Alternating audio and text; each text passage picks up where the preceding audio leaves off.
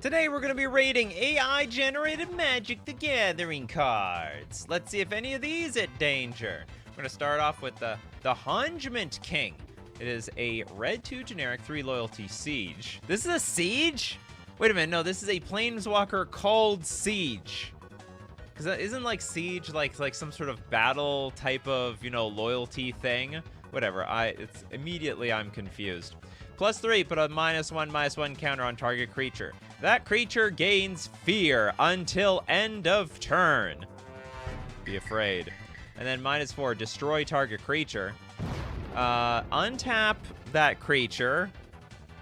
This is impossible! It gains haste until end of turn.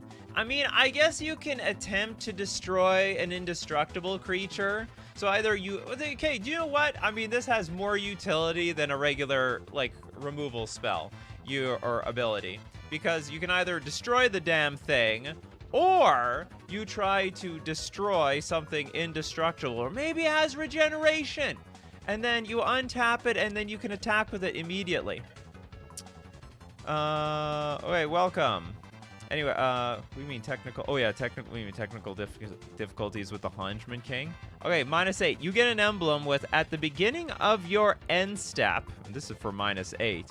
You have no cards in hand. Hungement King deals 3 damage to any target. At the beginning of your end step, if you have no cards in, so if I'm hellbent.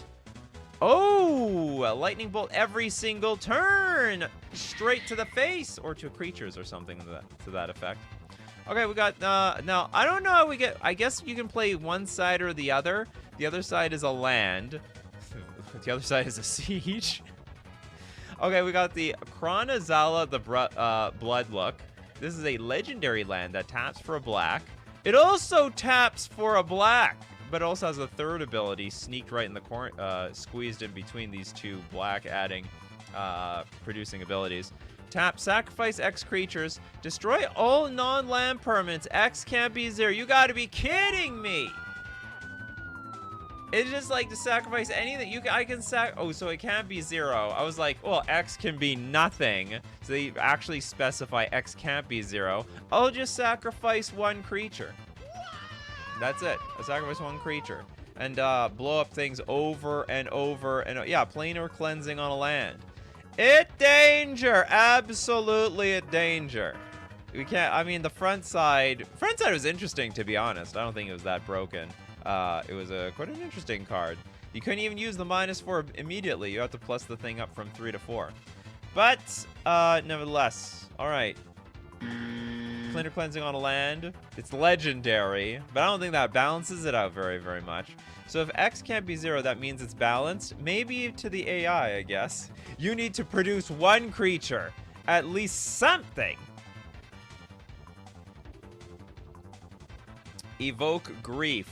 Put onto the battlefield. With the Evoke on the stack, I sacrifice it. That's enough. That's enough for me. Alright, next up, we've got Gitu the Castle. It's a whole castle over here. I know I know of the Gitu Lava Runner, the Gitu this. I didn't know it could actually be a castle. Red, 3 generic for a 4 loyalty Ramund. It is a +1. Reveal the top card of target opponent's library. Then each player loses 1 life and you gain 1 life. All right, so we take a little sneaky poo at what's going on over there in that library. What's on top of your deck? What did you scry on top with your surveil land? I need to know. The whole table needs to know. -X. Each opponent sacrifices X lands. What are with these cards? And Gitu deals X damage to each creature without flying and each player. This is an absolute abomination. Now, it's not that bad. Yeah, I know. We just started here. We go -X. So here's the deal. Like, you can at most get everyone to sacrifice 4 lands. Yeah, finally X is specified. We get to go -X. Yeah, for as much X as you have. Look for your X. And it's 6 mana, so this is difficult to get out. It's not the easiest thing. It's not very fun to play against, but I actually think this is fair. This is a doable card. I think it's legit. This is a legit card. You could play this thing. I don't think anyone's gonna be happy playing against it. because it deal and I mean also has vulnerabilities. You can't hurt flyers, all right? Your Consecrated Sphinx, it's got immunity. This thing just bounce right off that Consecrated Sphinx. Actually balanced in a weird way. And also, I mean, it's just the lands. You're still gonna have your soul rings and stuff. Your soul rings, I was about to say Lion's Eye Diamond, but that's a very situational card. Not everyone can play with Lion's Eye Diamond. Even Zybers for some people. 4 Stone Rain. You know, you're right, Larry Law. 4 Stone Rain, half the price. It's a good deal. All right. You come over to Gitu the castle, and Ramund will set you up. Ramund knows how to give you a good deal on some Stone Rains around here. Oh, we got the Shower of Heroes. That is so weird. The Shower of Heroes. Did every hero take that shower? 4 mana for a sorcery. Target opponent gains control of all creatures with power 4 or greater. Interesting. One person. Not you. This has to be target opponent gets all the good stuff. Okay, chat. You let me know. Is this called king making? Is this what you called king making around here? Look, I can't win. But you know what? Bob can win. Bob! I'm gonna shower you with... Now I understand what they mean, shower of heroes. You're showering them with heroes. Heroes on the table. I don't think it danger... Like, what danger does this bring? I mean, it's basically... You're committing seppuku by doing this. Certainly, you are not going to be the winner. I mean, you better have a very good relationship with the person you're giving all the powerful stuff to. Super good relationship. In Commander, I give the blue players Merfolk Lords to the Rakdos player.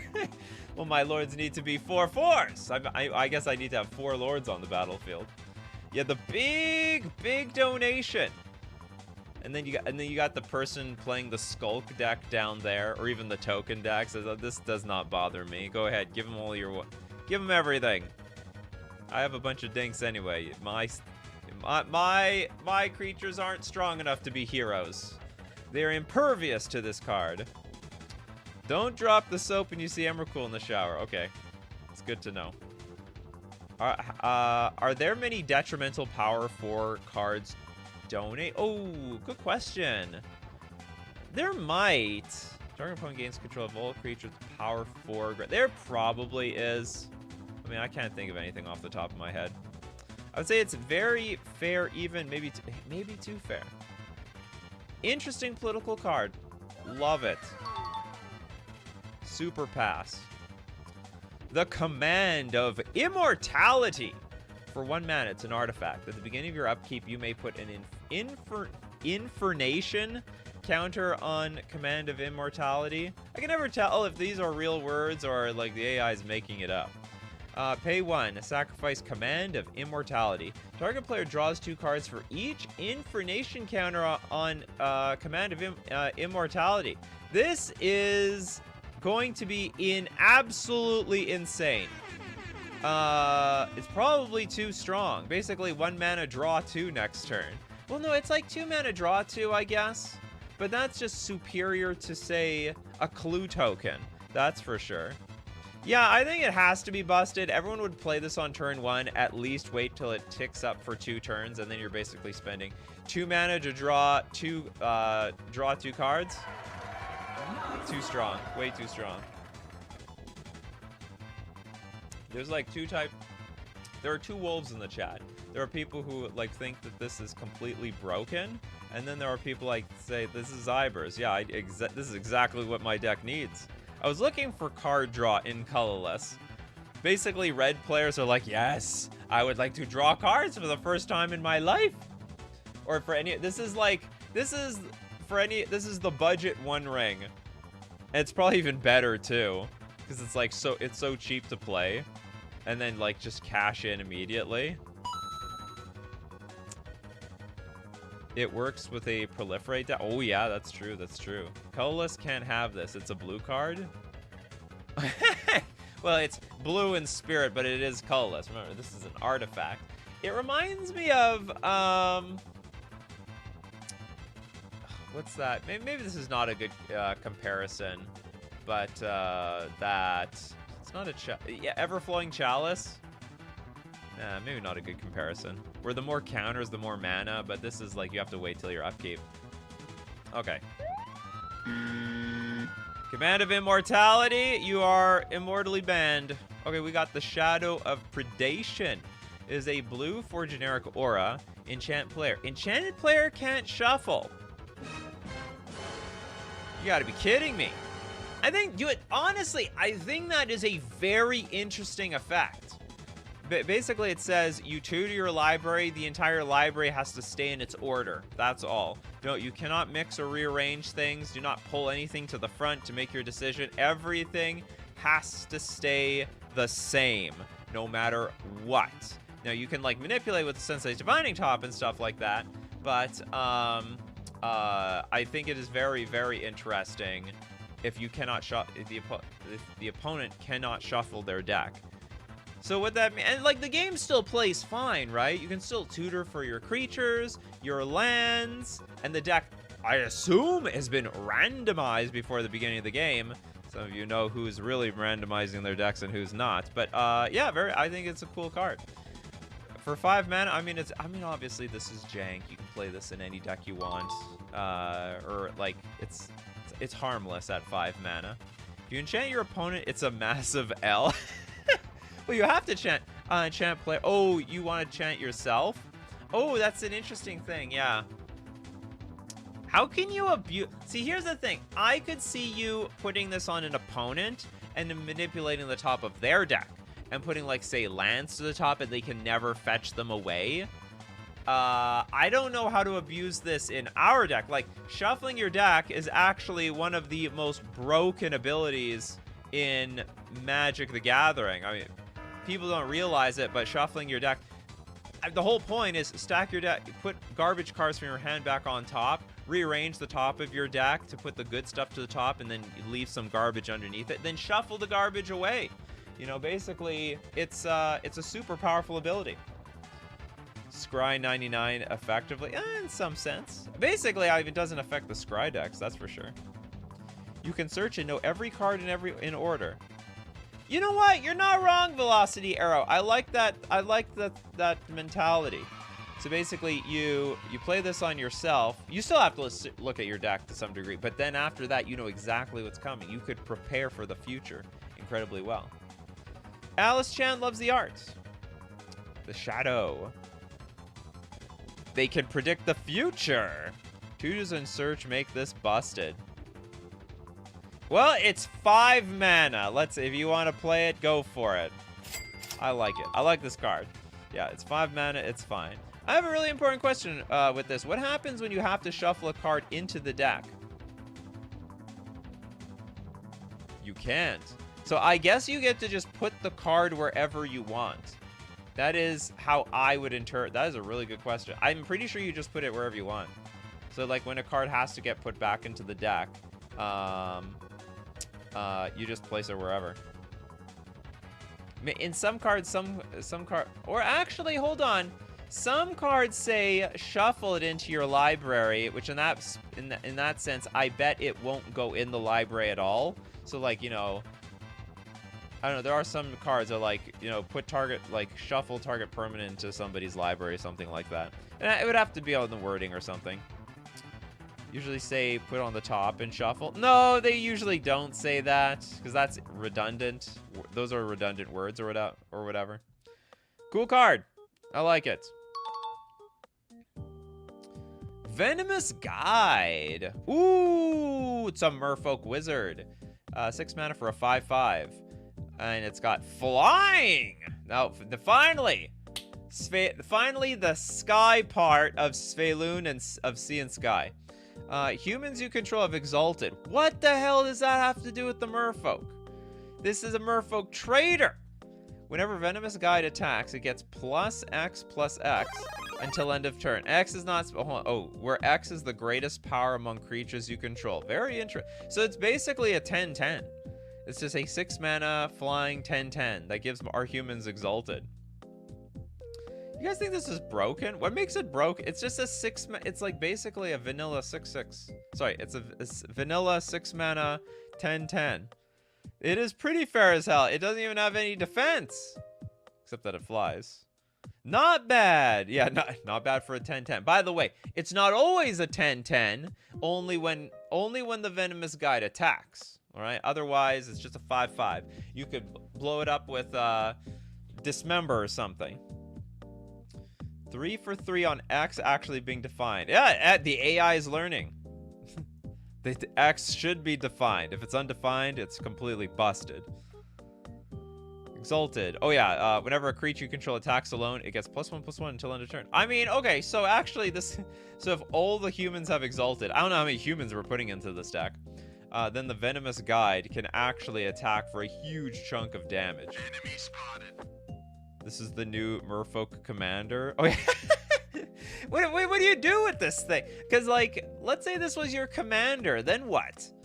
Are you going to put a bunch of changelings in your deck? Because it's got to be mono blue. How many blue cards are there for humans? We got a super chat here with Raptor with Wings. Thank you very much for your super chat. For SOH, give all to someone with the sack outlet. Oh, you mean the donating all the 4-drops? That sounds great. By the way, Raptor with Rings, thanks to your super chat, we will take a look at 1 extra card at the end of the show. So after the hour mark, we always look at 1 extra card. Oh, Maskwood Nexus. I mean, people are creative. You know how to make a humans deck out of Merfolk. I tell you what. All right, it's I don't know. Is this doable? 6 mana, 10/10 flyer. That's actually pretty strong. You know, if you gave this card to Magic players of the past with like Leviathan or whatever, they would say this is busted. It's absolute nonsense. But like, by today, I mean, what does this survive? Nothing. It's kind of pushed. Humans are probably the most numerous. It is, but they got to be in blue. And honestly, the blue humans sort of suck. The best humans are like in red and white. Aren't the few of the blue investigators from Karlov blue? Hey, we need a lot of investigators to fill a commander deck. All right, we got 99 cards. It's gonna. I mean, we got to start somewhere. It dies to plummet. I'm passing this card. And it's not because I'm a Merfolk master. You know what? This Merfolk is a traitor. Absolute traitor. All right, we got the Dragon Lord Cloak. It is a black 2 generic, 2/2 ogre wizard with haste. Gonna get in that red zone. At the beginning of your upkeep, you may pay a black and 1 generic. Now, if you do, create a token that's a copy of Dragon Lord Cloak, except the token isn't legendary. Ooh, I think this card sucks. And by sucks, I mean it's playable. Who the hell wants to play with this thing? I'm sure somebody wants to multiply this every single turn. Like, what are you're gonna get another 2/2 for 2 mana? So you have 1,000,000 Dragon Lord Cloaks on the battlefield, and it's only once per turn. It's not like you can multiply this thing by 1,000,000,000, unless you get some extra turns. Yeah, I think this is incredibly weak. Sack Dax. Wait, you're gonna wait next turn to get 1 copy so that you can sacrifice it? The clones can... Oh! Eskil, actually, with the... You know, that's some good tech. I didn't think about that. This is the next Scoot Swarm. It's the black Scoot Swarm out here. And then between this and maybe... I don't know, Cabal Coffers, I suppose. These things can multiply like rabbits. Wait, does this exponentially multiply? Well, you need the mana. It's gonna cost you a little skrill around here. All right, that Dragon Lord Cloak don't work for nothing. Well, you're gonna summon him you're gonna summon him with 0 mana. He's gonna spit on you. Dragon Lord Cloak gonna walk out of there immediately. Okay, the Scoot Swarm, if instead of landfall, it's just bad. The bad hey, we didn't say it was a good Scoot Swarm. We said it was the black version of Scoot Swarm. Sometimes when they make broken cards, they try to fix the card in the future, and that is exactly what the AI did over here. So a lot of people say this is Ibers. It's a weird pack rat in a weird way. It's cheaper in some sense, but it's got haste. All right, it can go directly into that red zone. Cool card, Dragon Lord Cloak. The Thran Urbone. I honestly don't know what a Thran is. Someone help me in the comments section. We have a red 4 generic enchantment, and at the beginning of your upkeep, goad each other player. What the hell does that mean? So hold on, if each player is goaded, do they have to attack each other immediately at the beginning of your upkeep? Isn't that worthless? Yeah, I know, Oinky the Ink. I'm not really familiar enough with the goad mechanic to know, like, first off, can you goad players to do anything? Second off, let's say you could. It's my turn. I can't even attack. This is the beginning of my upkeep. All right, you're goaded. So, you know, if you could attack on my turn, I would like you to do so. Thank you very much. Okay, in real life fist fight. Goad each other. All right. It's time for the feats of strength. Goading a player doesn't do anything. As far as... Not yet. Just means you can't get... Yeah, I can't get punched in the face. This is a card you play during Festivus. It forces you to attack. Yes, even if goad did anything to players, it would do absolutely nothing. I completely agree. This card is stone cold worthless. Terrible card. Basically unplayable. Oh, we got Maxwell Mulford with the super chat. 249 mono blue human wizards legal in commander. All right. Secretly, we're making a wizard deck with that. Was it the venomous merfolk? It's playable, but in Hearthstone. Yeah, I'd be into. Well, I mean, this card doesn't do anything on multiple fronts. The Food Jeskai, not to be confused with Jeskai. Now it's a land. Food Jeskai enters the battlefield tapped. Tap Food Jeskai becomes the target of target spell, and you get to populate. Free population. Oh, that is excellent value. Before you know it, you're gonna have like tons of, I don't know, vampire tokens or something. It is interesting. Do we need a target though? So Food Jeskai becomes the target of targets. Oh, we need a target to populate. That's so difficult to do. Because I don't think you can't. Food Jeskai becomes the target of target spell. Maybe you can target any. Is this like a spell skite thing where you can target anything, but it just won't do anything if it can't legally target it? You can steal land and chat. You could. You can take them all. I don't know if you want all of them. Some deal damage to you. Does it have to? I don't know. I think, hold on. Becomes the target of a target spell. I think a spell that, I think any spell in the stack, I think we can target it. I think, but I'm not sure. Any spell? I mean, we need a judge. Judge! We need a level 2 on... Is there a level 2 in the house? Yeah, not a food. I thought it was going to make food. It was called Food Jeskai, right? Instead it just populates. Unless what we populate is the food. We live in the year 3050 where we're cloning things and we're harvesting it for our own nourishment. Okay, no. Make this into a creature, then steal the creature buffs. Okay, that's some of you think really outside the box. Yeah, fortify is now relevant. Yeah, it's a land. This is a land that populates. Okay, we got the Superstar Warrior. I don't think it has to be a legal target. It doesn't say gain control of target spell. You must target Food Jeskai if able, or whatever it just says. It becomes the target of target spell. I think you're right. So I think, but you can only populate if there's a spell in the stack. So make sure you get in that populate while you can. I think it's cool. It doesn't even add mana, so it's definitely balanced. Cool card. Okay, we got the Siltwing Mists. This is a red 5 generic 5 loyalty plant wizard. Now, +1, scry 1. Then, if you are the monarch, Siltwing Mists deal 1 damage to each opponent. That's fair enough. It is -3. Exile target creature with power greater than Siltwing Mist's power. That is very confusing. Siltwing Mist does not have any power. It is powerless. It is a planeswalker. In fact, it's a plant wizard. So I guess that just means exile target creature, because the power will always be greater than Siltwing's Mist's power, which is basically null and void. And then -7, you get an emblem with, if you would lose the game, instead exile all Dugs or Duggus. All right, that's actually not bad. I like that. I exile my Duggus. All right, I don't lose the game. That's how it said so right here. Yeah, what's a Duggus? If I'm pronouncing that right. Sorry, AI, if I offend you by... It's either Dugs or Duggus.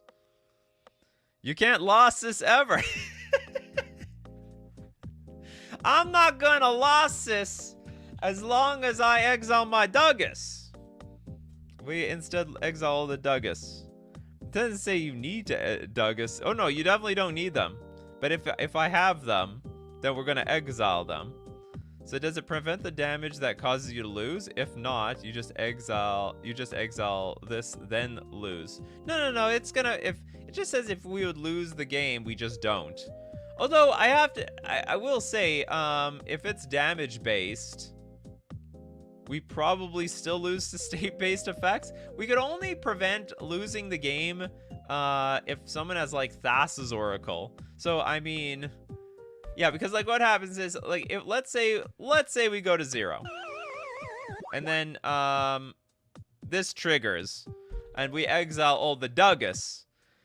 Then what happens is, you know, state-based effects still pop in. It's like, well, you're still at 0, you lose. You still lose. Oh, it's an emblem. Holy moly! That is crazy. The emblem is infinite. Oh yeah, it's an eternal loop. We're gonna exile them Duggus forever. Yeah, we just don't lose. So if we can't lose, if you would lose the game, so the worst case scenario is we draw. Is that right?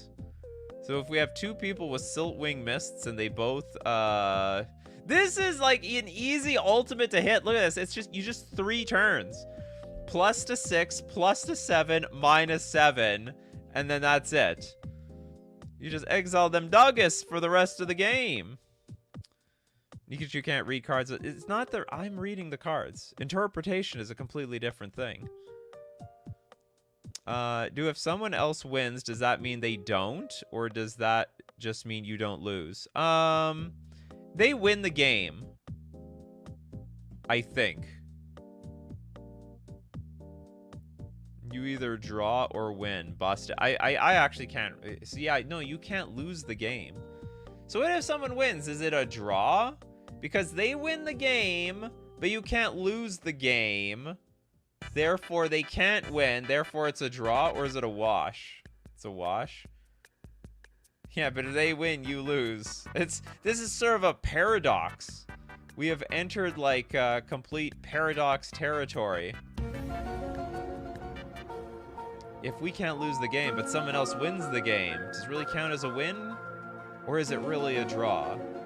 But I can't lose! So how can I lose but someone else wins? What happened here? Shred this card, it stopped ruling nightmares. Oh, I wanted to see it programmed online on MTG Arena and something, and then figure out how would the online client deal with this. I like it! I like it a lot. I'm gonna give it a pass. Pass for Duggus. All right, you heard the music. That's the cue to thank our sponsors. FusionGamingOnline.com. My favorite place to buy my Magic the Gathering cards. Mon-Fri's 3 cards coming out hot. Super hot. Get your Necro Dominances, I guess.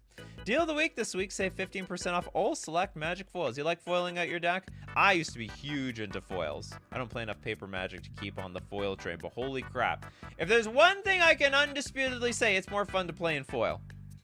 You can get 15% off select Magic foils at FusionGamingOnline.com this week. Don't forget, Assassin's Creed also published, and the spoilers for Bloomborough coming out hot today? Tomorrow? Very soon. And as those cards pop up and you want to pre-order them, get them at FusionGamingOnline.com with coupon code Nikachu at checkout to get 5% off all your purchases.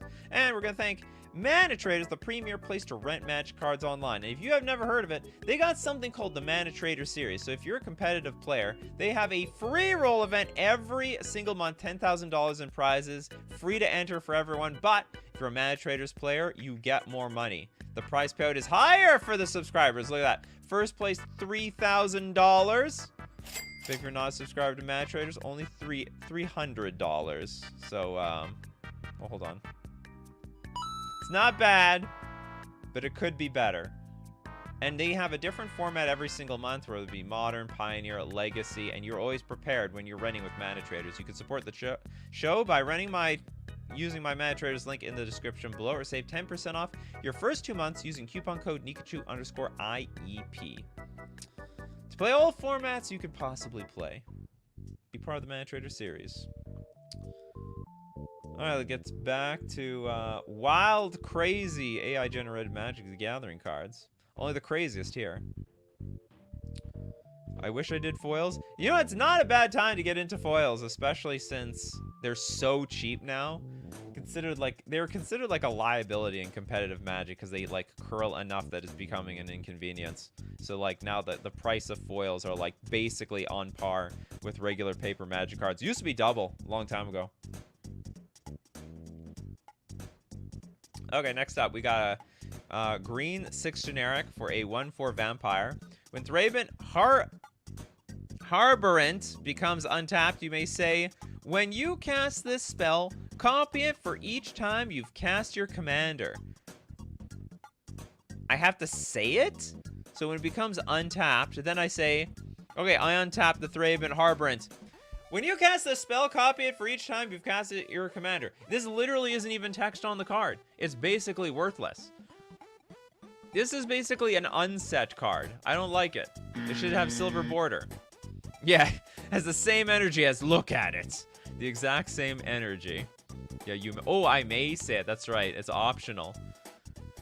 It gets to my turn. When you cast this spell, copy it for each time you've cast your commander. And then Bob is like, are you talking to me? No, I'm just, this is just how Thraben Harborant works. Yeah, at least it's a May. Okay, let's, sneak on. We got flavor text. Sreaking Stander, no dasher, was grown. It's disrupts. I don't like this card. I mean, I guess it's doable. It's a 6 mana, like, just draw a card. That's about it. It May makes this insta-banned. Are there any green vampires? Yes! I think from Homelands, right? I think the OG vampires were green. I think a long time. I could be wrong. I want to say yes, but I don't know. Is there a website we can use to create our own AI cards? I got a link in the description below. You can join the AI community, and then maybe they'll tell you what to do. They'll get you through the ropes. They'll show you the ropes. They'll show you the programs that they use to make these things. The Elvish Strength, and I have to say this is not looking very strong here.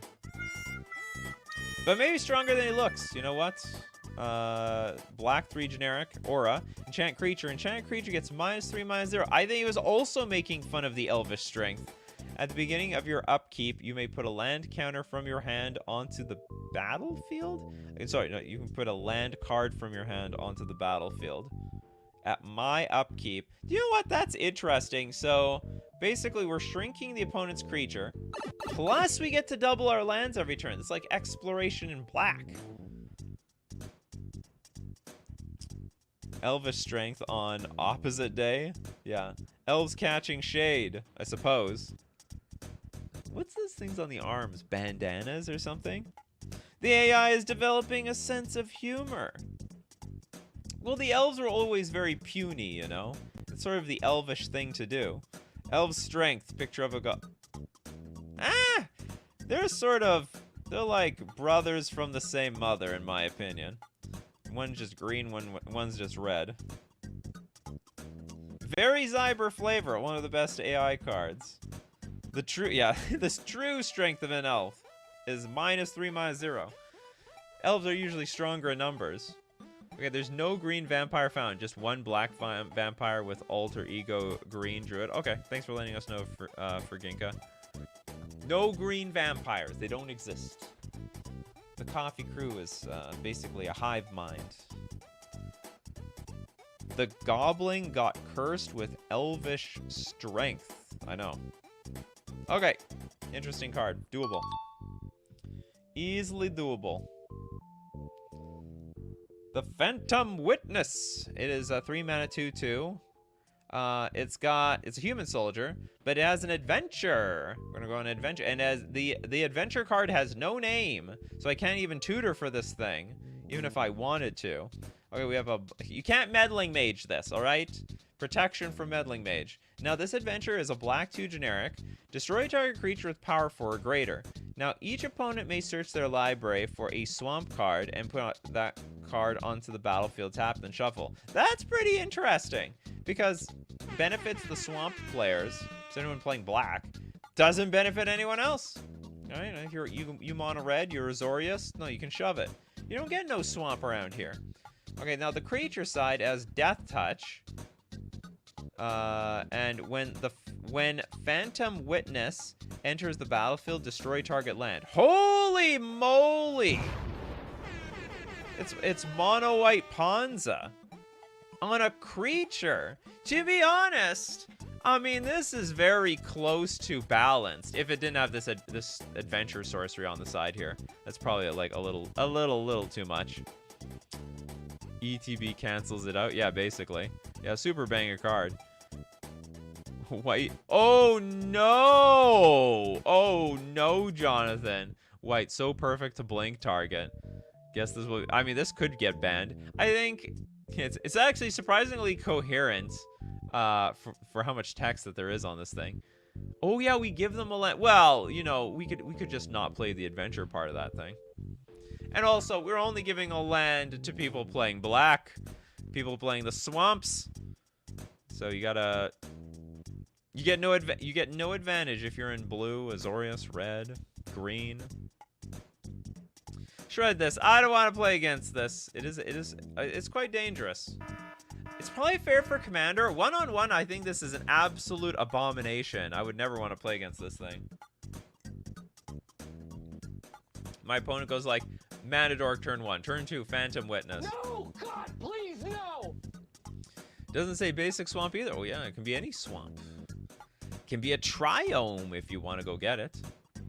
I think this would replace like Wasteland or Rishadan Port in white taxes decks. I mean, they're already playing, like, a lot of these sort of white-based creature decks are playing with Demolition Field, Field of Ruin already. Phantom Witness would just take it, like, right over the top. What is it? There's also the Ghostly something. There's a Ghost Quarter card, Ghost Quarter Spirit in Modern Horizons 3. That would pair great with this card. Why would you ban it? It costs 3 mana. 3 mana! It's like Stone Rain on a creature. I think it's pretty strong. And yeah, and white has the blink disruption. I don't want to. I think it's too good. I think it's probably fine in Commander. Like Commander, it's probably fine, but outside of that, no.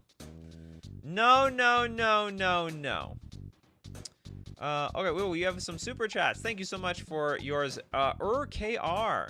Does the game clock stop while the if you would lose loop is going on? Oh, what, online? That's a good question. Do you get, like, does the game, like, constantly check whose clock is going down? Great question. And also we have one from Maxwell. 3 Grand Vampires and 1 green on back. Ah! So we have at least 3 green vampires. Not many, as we know. Green is like the source of life, and those vampires are dead. Okay, Hanpu Tearer. This is a white 1 generic 2/2. Pay 0. Destroy Hanpu Tearer! I'm pretty sure, did we not see this one? I think this came from the uncurated section. This is like, you know, this is the section of the Wild West. Well, I mean, it's a grizzly bear. It's definitely fair. There's nothing wrong with this thing. Sack outlet, wow, It's hard to say it's a sack outlet when you never sacrifice this. You're not getting sacrificed, Hanpu. We're blowing you up. And we're going to do it in the most glorious fashion. In fact, we're going to make sure there's a lot of video footage of it so we can make so many TikToks and YouTube shorts out of this. We're going to milk your explosion for everything we can. Free removal. Well, not anybody can do this. Only you. Only I have the power to blow up my Hanpu tier around here. Oh, it can kill changelings, destroy... No, this is not a creature type. This is a name. Well, do you know what's interesting? I can probably blow up other Hanpu. No, I think when it says destroy Hanpu tier, it's like it's blowing this one up. This one's becoming this one's gonna take this one's holding on to the bomb as it's exploding. Otherwise, it would say like destroy target Hanpu tier. When the card specifies its own name, it means destroy this. 100% agreed. All right. Anyway, I'm not gonna say this card is the best thing since sliced bread, but it's a fine card. Activate this, then donate to somebody to show dominance. Yeah, that's quite funny. Okay, we got Soleil of the Masses Skill. This is a white 4 generic instant. Reveal the top 10 cards of your library. Then name any number of cards from among them and put it into your hand. I name all of them. Put the rest on the bottom of your library in a random order. Why would I do that? I will just take all 10. This is 5 mana, draw 10 cards. This is insane. This card is completely busted.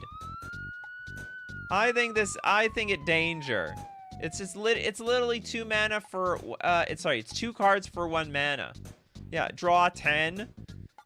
5 mana. Okay, this is like the card draw in white that they were waiting for. This is the white card draw. Look at all the cards in the background. Just showering cards. Showering! This is the shower of heroes, if you ask me. Yeah, in white! They're trying to make up for all the lost card draw they didn't get for the last 35 years. That's what's going on here. Wizards of the Coast listened to the community. They heard white wants card draw, so they're like, fine. The Soleil of the Maskell. No, sorry, the Masses Skill. You're gonna pay the 10? I'm gonna draw 10. Now what's funny is, you know what? There is a downside here. Oh no, there is none. This just reveal the top 10 cards. Okay, it's actually could even be more broken. No, it's not more broken. It either goes into the deck or into your hand. It's always gonna go into your hand.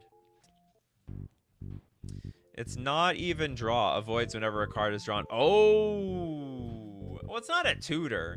It is card draw, but yeah, it does dodge Bowmasters. Great call.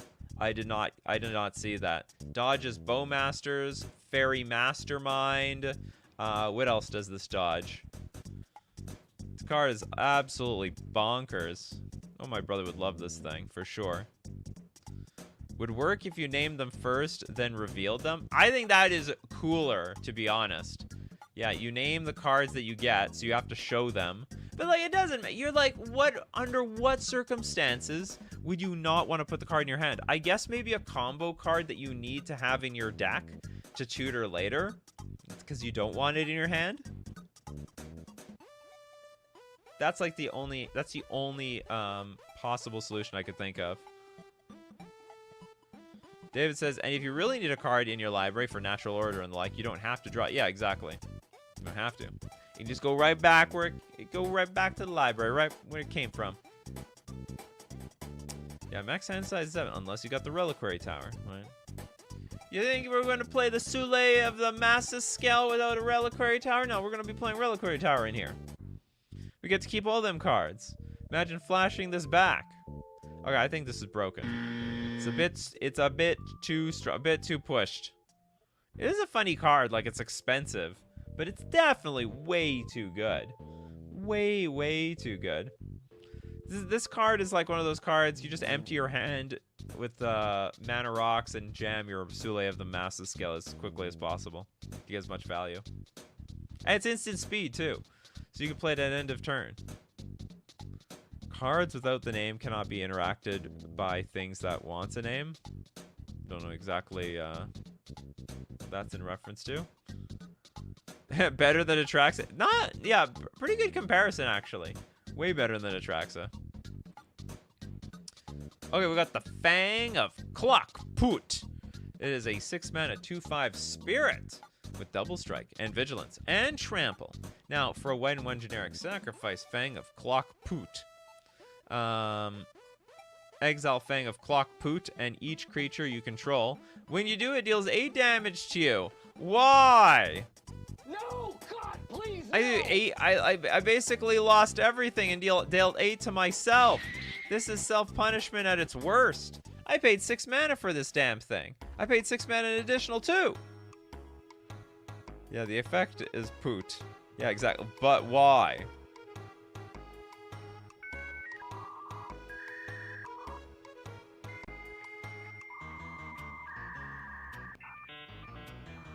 Can you activate and donate?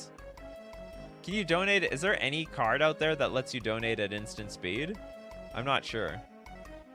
I mean, you know,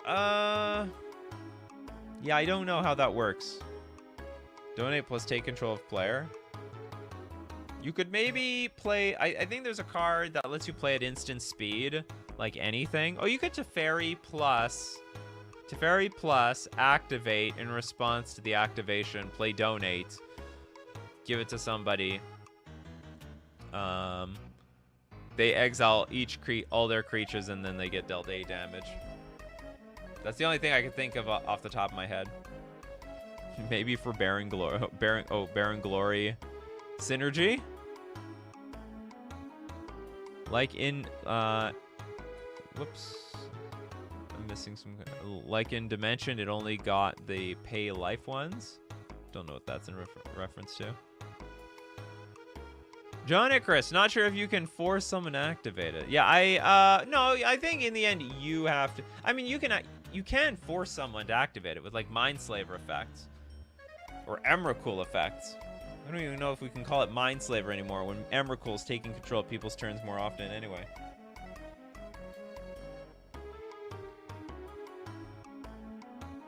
Oh, sacrifices the cost? No, the cost is the colon here. Pay a white, 1 generic, sacrifice Fang of Clockput. That's the only cost. And then the result is exile Fang of Clockput and each creature you control. Oh, there's no way to sacrifice. There's no way to donate this if it's been sacrificed. Yeah, that's right. That's not gonna work because it's gone. So we sacrifice it, and then all of a sudden, what do I donate? Yeah, what do I don't? I got nothing here. I thought you guys were talking about sacrificing all your creatures as part of the cost. Okay, so you have to give it to somebody. You have to donate first, and after that, you take control of their turn. And then you're gonna make it work. Okay. It's obviously not broken. Don't activate that ability. It danger for you. The Nameless One.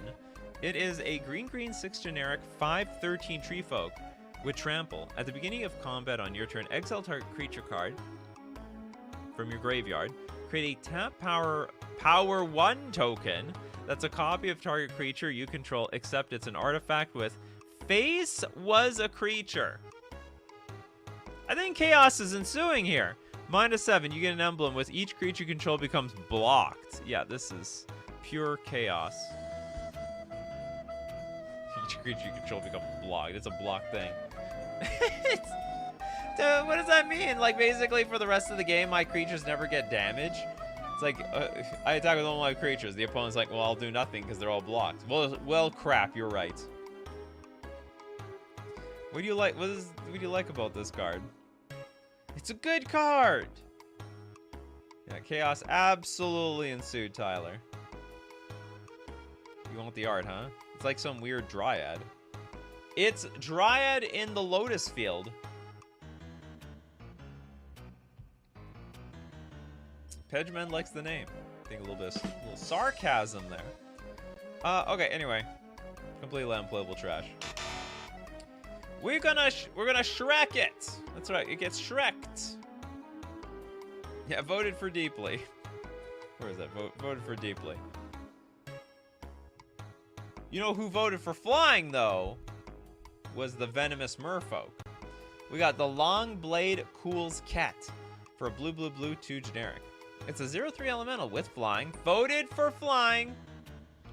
Whenever a long blade cools cat attacks, venture into the dungeon. Now, at the beginning of each opponent's upkeep, untap all lands. Not bad. I mean, great card. I don't think there's anything. I don't think it's broken. In fact, I think it's a pretty crappy attacker because it's just a 0/3. I think it's pretty interesting. I mean, it's basically, what's it called? Wilderness Reclamation. At the beginning of each opponent's upkeep. It's like, it's a weird, it's a reclamation for all. Wilderness Reclamation for everybody. All right, everyone's upkeep. Untap everything. Oh, it's hands. It's hands, not lands. We're going to untap our hands. Oh, well, that just makes it completely useless immediately. The emblem is dumb, though. How did my hands get tapped, though? Tap them hands. Tap, tap, untap, tap, untap. Okay, well, this card is a little bit of a joke. We got some super chats rolling in. We got Jordan Black with Fluttershy is a card that has the look mechanic. Fluttershy? Oh, is that like a card that has the look? Which one was Fluttershy? We did this one not so long ago. Sorry, I can't go back. I don't know at what point of the stream that you're talking about. And we also have Dark Star Ashura with reread that Nikachu. It's all hands, not all lands. Thank you so much, Dark Star Ashura. If only I saw your super chat before I saw the millions of other people in chat as a complete. I don't know how to explain you guys. You're like sometimes a blob of human beings, all telling me at once in unison. It's hands, not lands. Maybe hands is a creature type. Maybe. It's just like how eyeball is a creature type. Like if eyeball is a creature type, why can't we have other random body parts? You look at the Addams family. They got that thing, right? Well, a hand can totally be a creature. It can attack. It can run. It can defend. It can attack. It can defend. It can run away. It's a hive mind. Okay. Moving on. Dragon if brancher. Well, apparently it's not a brancher because it's a spirit. Green 3 generic for a 5/5 spirit with felting? Is that a real word? First strike and reach. This creature can block creatures with flying. The hills of the world is the death sliverous. It's got felting. No, hold on, now, felting is like a term, right? Felted. In poker, you say you're felted if you lose all your money. Feels, but in past tense. Is this how you spell felted? Felted. Covered with felt. No, I think, is that felt? If it's felted, it means it's been covered in felt. Covered in felt, become matted. I don't know if there's any other definitions here. This is for the hands creature type. To some capacity. Yeah, felt equals fabric. He looks like strands. Ah, yes. The knitting dragon. Spirit. Does it only have hold on, what was that? Does it only have reach if it's first strike? No, I don't think so. Will Anderson says, you're right about poker. You just have the felt left where your chips were. Exactly. You've been felted. This dragon probably plays some poker. Okay. No, wait a minute. We don't know what felting is. This is not doable. It's a completely unillustrated mechanic.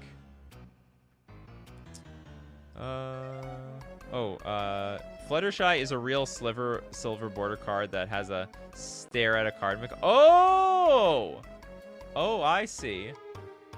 Thank you very much, Jordan Black. I am now more educated. Now, the look at it mechanic is actually real. Okay, we have the Orzhov Elemental, except it's not an elemental at all. It's a Dwarf Warrior. Now, for 6 mana, it's a 3/4. At the beginning of your upkeep, draw a card if you have 23 cards in your hand. How is that even possible? I love it. He's got all these cards in his hand. Like, I got all these. We got all this. And for that, I'm gonna draw 1 additional card. That's value. It's exact value. I got 23, but yeah, I need 1. Hey, look. We can never need enough cards around here. You're gonna say no to an extra card? What I find a problem is if I'm ever in a situation to draw billions of cards, I usually can't use them very well. Yeah, not 23 or more. Exactly 23. Your card over. This is the Price is Right rules. If you're a card over the card specification on the Orzhov Elemental, you get nothing. You just have your 23 cards in hand. I was trying to figure out, like, how do you... I guess you have to use your Reliquary Tower. So your Reliquary Tower with a steady amount of card draw. And yeah, you can have 23 cards. It's like a weird Library of Alexandria. You need to have set, like, what is it, 7 or more cards in hand? Or maybe exactly 7 cards in hand? I'm not sure. Yeah, the power fixed Library of Alexandria. This is like Magus of the library. And he's a dwarf. Look up Stormseeker. I don't want to get out of the AI stream. Welcome, Eric. It's not a creature, so it's balanced. I completely agree. Anyway, the card is harmless as far as I'm concerned. Oh, there's flavor text. The shadow of form. Succumb for the front energy for nature. Yeah, this got a lot of energy from nature, especially 23 within the form of 23 cards. Devil Ye's Death.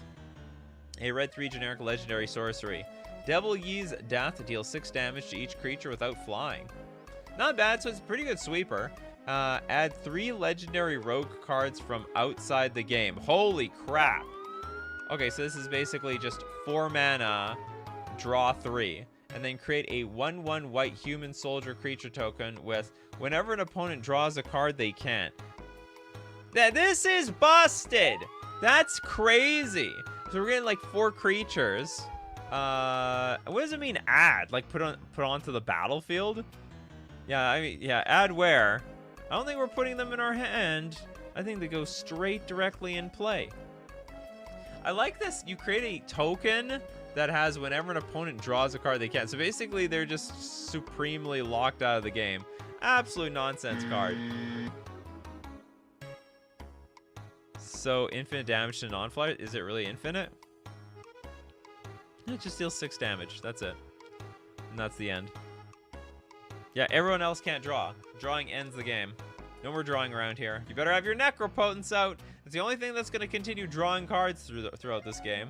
Or that other card, what's it called? The 5 mana draw 10 that also works. So it's epic, is it? Whenever an opponent... No, I wouldn't say it's epic. There's nothing epic about this. You're not getting the spell every single turn. Like most epic, or all epic cards. That's right. They're going to stop drawing from their library. So even if you know the exact order of your entire deck, like as we saw with those previous Magic the Gathering AI cards, you can't do anything with it. You have that information. You might have a tutor on top of your library, but you're just 1 card away and you can't draw it because the damn 1/1 human soldier token. Anyway, I think this is awful. No, God, please, no! Definitely not playable. Not doable. Okay, Wild Worms. Black 3 generic for a 3 loyalty Hualti. +1, create a 2/2 black zombie creature token with Decayed. -2. Search your library for 3 basic land cards, reveal them, and put in your hand, then shuffle. These are all reasonable abilities. -3, return all zombie creature cards with converted mana cost 2 or less from your graveyard to the battlefield. I think this card is a banger. I think this is just a real card. This looks like something they could print anywhere. It's 5 mana, reanimate everything from the graveyard. -2. You can look for some basic lands. And who doesn't want to get a bunch of basic lands? Filter your deck out of lands with the wild worms. Looks super real. This is the most non-AI looking card today, says Chris Bonehead. 100% agree, 100%. I wonder where in this art where are the worms? Is there anything? There's a dinosaur, there's a pterodactyl. There's a lot of Hualti stuff in here. Unless the worms thing is like figurative. Maybe Hualti is a worm. Zybers times 100. I 100% agree. This is a cool card. They could print it tomorrow. Really impressed with the AI. 10 out of 10 creation. All right, it's time to go to the super chats. Raptor with rings, thank you very much for your super chat, and for that, we're gonna take a look at the Intrepid Copper. This is a blue 2 generic 1/3 human wizard with defender and reach. Whenever an opponent casts a spell that's white, it becomes a copy of Intrepid Copper. Interesting. So I play Swords to Plowshares, and really, it just turns into Intrepid Copper. Now my opponent also has a 1/3 defender with reach. And then when my next opponent plays a white spell, then both of our Intrepid Coppers become that, both our Intrepid Coppers become... So just trade, our Intrepid Coppers does nothing. The white spell just becomes Intrepid Copper.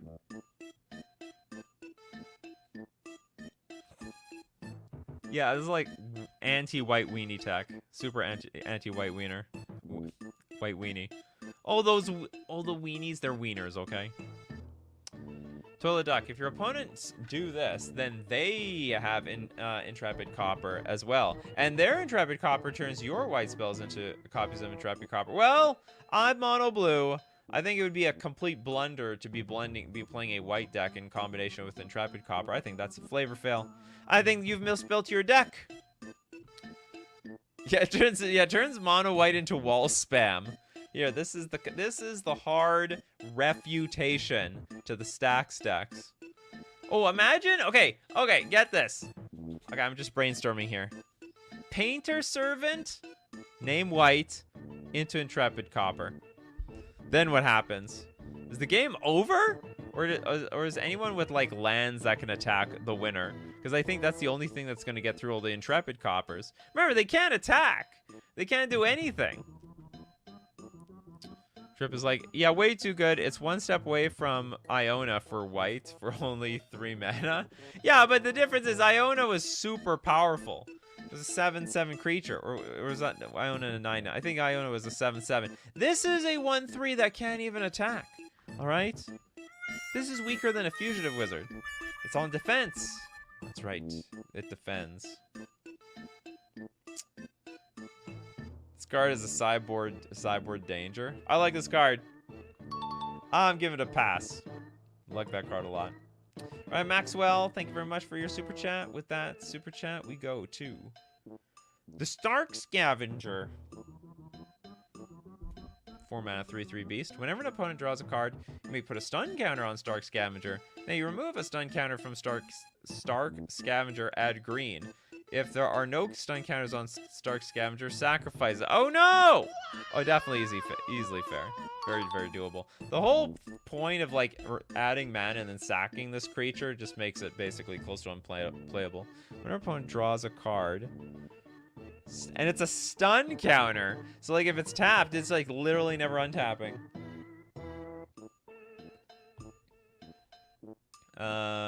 So it dies on entry? No, actually. So it very specifically says remove a stun counter. So the point is, if you remove a stun counter and then there are none left, then you sacrifice it. But actually, it's going to stay on the board with no stun counters on it. So you do not sacrifice it immediately. It would have to be worded like, if there is no stun counters on Stark Scavenger, sacrifice it. But actually, this whole clause here is dependent on removing a stun counter from Stark Scavenger in the first place. Yeah, so we're only going to sacrifice it when we resolve the ability, as Alexander points out. Yeah, pretty cool. It's pretty neat. You know, they could power creep this type of effect. I think this thing's Zybers. Cool card. Okay, we got the cover. Whoops, where am I going? What am I doing? The cover Etherfall, brought to us by URKR. This is a 5-mana artifact. At the beginning of each player's draw step, that player draws 2 cards at random. That's impossible! How am I drawing 2 cards at random?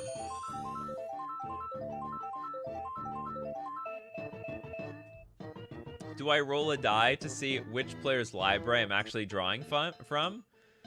Yeah, I know. Otherwise, if I'm just taking from my own library, like, of course it's supposed to be random, isn't it? Do you know what? It's always at random. Do you know what? Maybe not. Especially if you know the entire order of your deck. So, like, what about those times, like, where we know the exact order of our deck? Then it's never random, because we know exactly what's on the top. So, if we have cover Etherfall, I think the point of this is, all of a sudden, we're just going to draw something random from our entire 99. Sigmund says, 5 mana, all other players get to use it first, like unplayable. Well, I mean, that's like Howling Mine, right? It's not unplayable. I mean, you're just buffing other people up before they buff you. And you know what? No one's gonna attack you because they don't want to slay the golden goose that's laying those eggs. Pejman's like, in my opinion, it's like you draw a random card from the deck and stuff. Do you know what? I think you're right. I think that's a great interpretation of this card. Cool card. Very, very, very cool. And next we got the Sage in the Curse, brought to us by Maxwell. Thank you very much, Maxwell. This is a 4-mana sorcery. The spell costs 1 less to cast if you have the City's Blessing. Which, if you have the City's Blessing, I don't think you need the discount. It's got cycling for 2. That's it? Mountains. Learn to scream at prank to the vast castle. Of course, the mountains also, they need to just let it out once in a while. Yeah, I mean, it basically does nothing. yeah, well, it absolutely does nothing. This card, I was like, you know, there's a lot of words on this, but in the end, it actually does nothing at all. Costs 1 less to cast if we have the City's Blessing. Okay. Cycling 2. Okay. And then complete nothing. Increases storm count. In a very, very bad way, sure. Yeah, you can either spend 3 mana or 4 mana, or you can cycle it for 2. It's giving you a lot of useful abilities here. A lot of options. It's a practical joke on the judge, I suppose so. Useless but doable. You know, I like that interpretation. Doable. I don't even know if a cycle storm deck would ever play this. That flavor text, though. That flavor text. Do we look? Yeah, the mountains learn to scream. Sometimes the card is all in the flavor text. All right, we got Jordan Black. Thank you very much for your super chat, and this is your card. The Canalic Creature, a 6-mana 5/5. When Canalic Creature enters the battlefield, create a token that's a copy of your library. Holy moly! Create a token that's a copy of my library. Is this like Animate Library? I think it's like Animate Library where you get like an XX creature equal to the number of cards that are in your library. Which in that case, it's like 6 mana for a 5/5 and a 83 probably. You want X-Files music? We made a token of our library, but we didn't know what to say to it when we created sentient life. Was it meant to be or was it not? Yeah, very, very unset card. Get it out of here. I don't want unset cards on this show. It should be silver border, damn it. Silver border. Do you draw from the... I don't think you draw from the token library. It's just a token. Okay, next up, Dark Star Ashura. Thank you very much for your super chat. And we go to Uniri. The influences reign. This is a black 1 generic. 10-9. Each player sacrifices sour lands. Sour? Okay, it has to be broken, though. It's literally a 10-9 creature for 2 mana.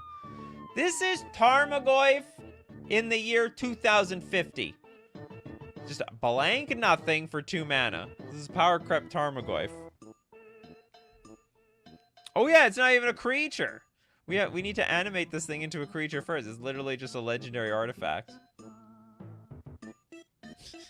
Is sour land, you mean exotic orchard? Says Nicholas. Yeah, so it's not a creature, so it's bound. Yeah, I think you're all right. What is the point of this? Each player sacrifices sour lands. It's probably a new card type somewhere deep in the future. The sour land. It's like I'm sure it's like a bog or something, like a desert. So it's not like a desert where, you know, the desert, it's useless, but it's like a land. It's just sour. Can't grow anything there or anything like that. SHG is trying to auto-correct the spelling. Maybe it's 4 lands. No, I think it's sour lands. And it's very bitter. Anyway, I guess doable. Barely. If we consider sour lands to be an actual thing. Okay, Dark Star, sure. Back to the Orzhov Elemental. Easy to do with that previous white card that we saw that drew 10. Exactly. Draw 10, get to 23. And your card, Dark Star Ashura, is the Long Innestrone. A 3-mana Orzhov 2/2 human shaman. XX, amass Orcs X.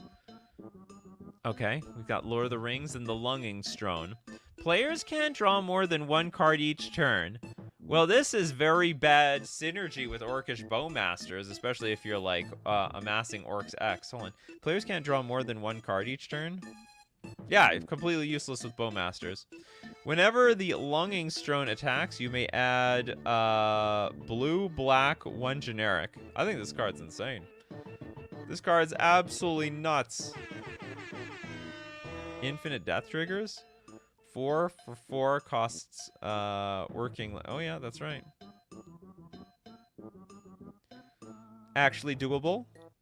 Why does it add blue? Hey! It's an Esper card, damn it. Actually, yeah, that's actually a good question. There's a bunch of orcs in the background. Are any of the orcs blue?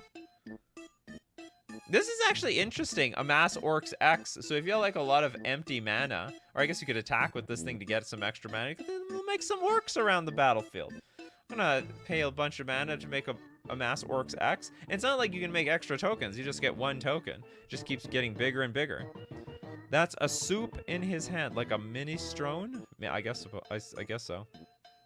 That or pasta sauce. Everything but red orcs, yeah. At the very least, you amass orcs 1 every combat, so I guess it's okay. That's right, you have something to spend that mana on. Something. It's not going to be put into the garbage doing nothing. I like it. The Lungenstrone literally makes a bunch of sense. Although I expected it not to. Alright, that's it for Coffee and MTG today. Thanks for joining me. Look at these crazy AI-generated Magic the Gathering cards. Yeah, they're getting smarter. They're intelligible cards. Chaos did not ensue all that much today. And if you want to be part of the show, you got to be here 3 p.m. Central Standard Time. Oh, for anyone who watches the show regularly, this Friday, I'm warning you, the 12th of July, we're going to have 9 a.m. because I have a tournament to go to, another NRG series event in Chicagoland. So if you're going to be in Chicagoland, you want to meet me, go to NRG series Chicagoland. Of course, thank you to all my supporters of the show. The people, the patrons on Patreon, the members on YouTube, and also everyone who super chats to be part of the show, or sometimes you super chat so other people get to be part of the show. And thank you very much for everyone for being here. Enjoying the wonderful AI show with me. Thanks to Chris Gibbs and Nicholas Pedgeman, Starfire Dragon, Chris Maples, Richard, Master, Kirk, Toads, Blaze, Toilet Duck, Pedgeman. Can I ask the judge to lick the opponent's lands to check if they are sour? I don't think that's how it works.